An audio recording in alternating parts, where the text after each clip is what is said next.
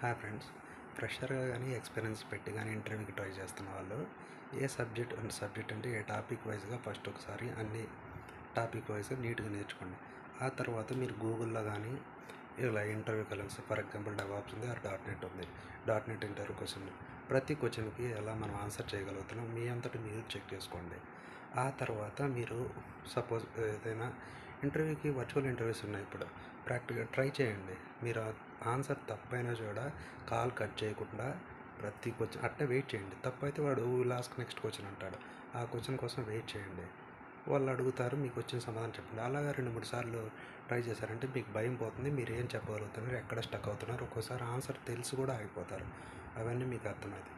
అందుకోసం మీరు mock interviews అంటే ఇలా ఇప్పుడు మనకి నౌకరీలో పెట్టండి, మీ రెజ్యూమ్ అంతా కాల్స్ వస్తాయి, వెయిట్ చేయండి, ఉండండి. ప్రతి క్వశ్చన్ మనకి ఈ క్వశ్చన్ రాలేదు, ఇంటర్వ్యూ కట్ చేద్దాం, వర్చువల్ ఇంటర్వ్యూ కదా అని అనుకోకండి. వెయిట్ చేయండి, మీరు ఎంతవరకు చెప్పగలుగుతారో అంతవరకు, అంతే.